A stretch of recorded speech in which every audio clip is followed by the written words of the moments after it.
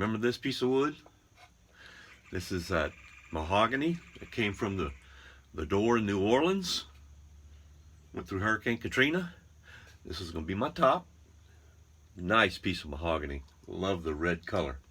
So what I did, I had to split it in half. And now it's to make a book match. This is basically how it was laid together. And then I cut it in half, ripped it on the table saw, and now we're going to bookend. We're going to match the grain, and the goal is that this joint right here that's going to be glued together has got to be nice and tight. You don't want to see any daylight when you put the two pieces of wood together. And so what I do is I conveniently have a light-seeking source. It's called the sun. And if I can see some daylight, what I need to do, and one of the reasons why I made this sanding board, I'll show you. Put the two pieces flat on its end, and just sand it. Sand it down until it's nice and flat. And so I'll keep doing this until I can put the two pieces of wood together, the two boards, and if I don't see any daylight, it's time to glue it together. So I'm sitting here and I'm thinking, what can I talk about today? And I've come up with a decision about what to talk about today. You know what I miss? I miss Pedro.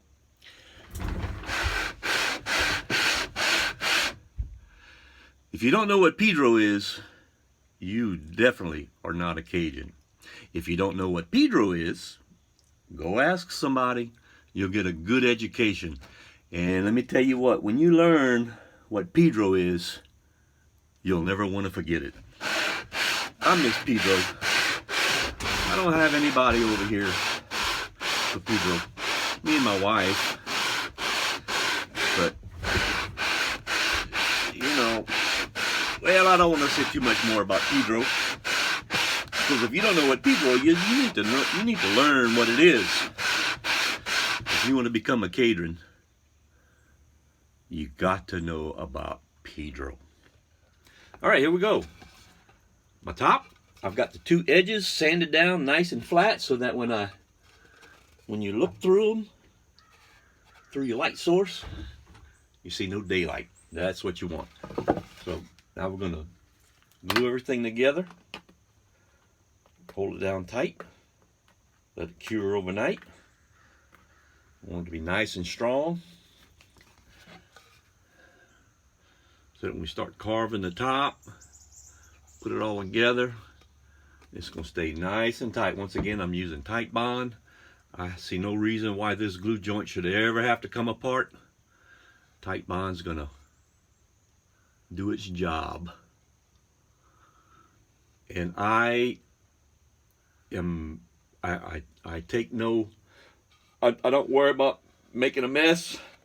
It's all gonna, any excess glue is gonna be removed anyway.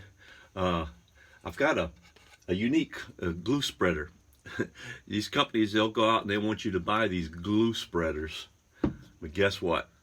Best glue spreader in the world right there.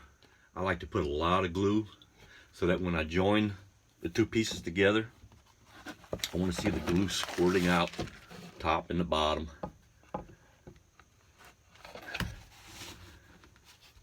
And that way I know it's going to have a good seal. And that's just the way I do it. That's the way I like to do it. Okay. As you can see, the glue coming out. That's what I want. Go ahead and get some of this excess.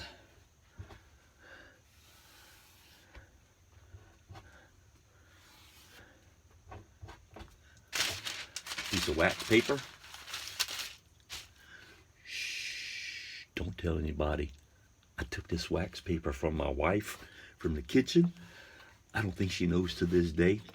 But anyway, the purpose of the wax paper is that it's not going to stick to the glue, because I'm going to have something between these boards that I'm going to clamp down, or actually screw down. And what the boards are going to do is just hold everything nice and flat against my piece of plywood that I've got it sitting on. And I'll show you how I'm going to do that here in just a second. Make sure everything is nice and set. Screw that down for a little bit.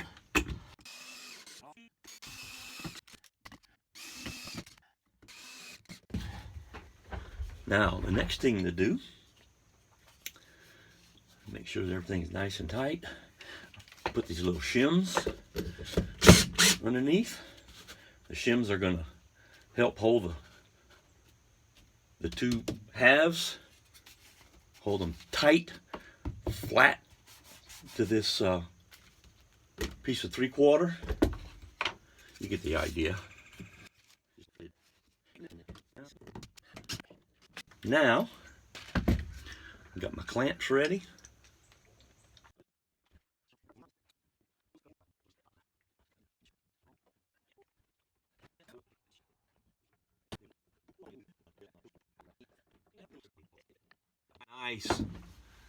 Nice glue squeezing out. Remember I wiped it down earlier, just a few seconds ago, and you can see it's squeezing out. And that's what we want. We want some nice glue squeeze out.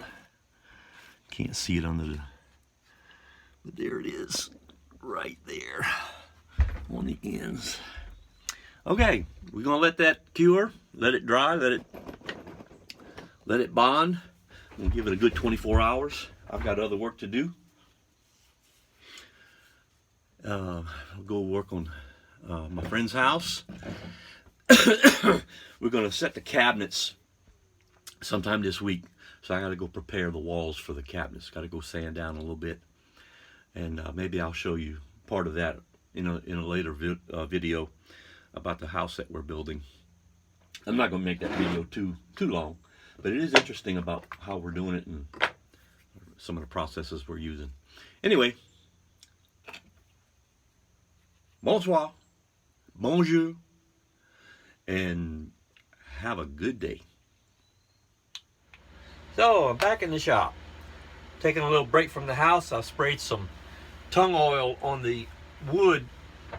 We want to do a tung oil treatment. I guess kind of a preservative type thing, and got a little bit of a pesticide mixed in it, and it's got a really bad odor right now, and I really don't want to be in there right now. So I'm going to take a little break from that and do some more work on the fiddle. One thing I like about fiddle building, you get to work with some pretty sophisticated tools. I'm fixing to show you one right now. So I've got my corpus done, the ribs done, they're all glued together, and I'm ready to start.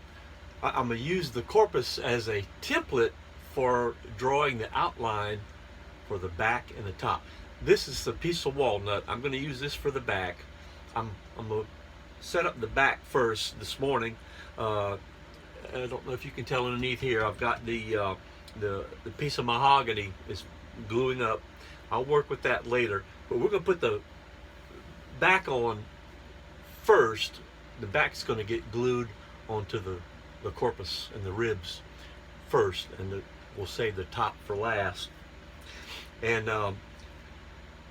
one thing we're going to get blown away by, first time I've ever saw it, is when we get into tuning the top and the top and the bottom plates. First time I saw that, I was so amazed. I knew in building acoustic guitars, you kind of want to voice the top and the bottom plate. Tuning it. In fiddle terms, they call it tuning.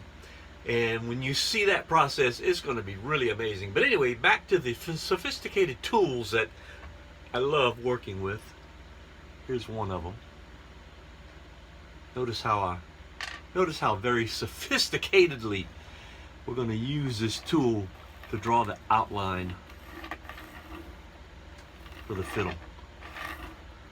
Now I got my clamps, and they're kind of in the way, but I've got them set up so that I can hold the ribs nice and tight to the mold, because I want to basically use the mold as the basis for the fiddle.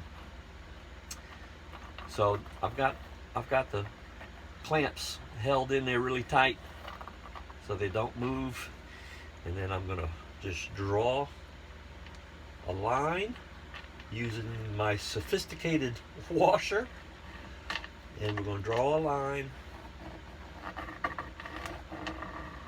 and then it's going to be, we're going to cut that out. Now this washer is just a little bit oversized. What you want is, from what I read and from what the videos I saw, you want about a 4 millimeter overhang, and this washer is right at about 5.5. So that gives me plenty room. Yeah, about right at 5.5. It gives me plenty room for trimming, for making mistakes. I don't have to be exact. Leave a little bit of meat on the bone, as it were. So I'm going to finish drawing everything out, then we're going to cut it out, and we're going to start carving. That's going to be the fun process. I cannot wait to start carving. I've never carved before, so this is something that we're going to be doing together. Like I mentioned before, I've always wanted to do an arch top guitar, and after I do this fiddle, I'm going to have a better. In an arch top guitar, you got a lot more material you're working with. And so, you know, there's not that, it's a bigger margin of error, I guess you could say, in a sense, but if you make a mistake on a big piece of wood like that, it can be kind of heartbreaking. So doing this fiddle, I get to start off small, and we'll go from there. All right, let me clean this up and I'll get back to you.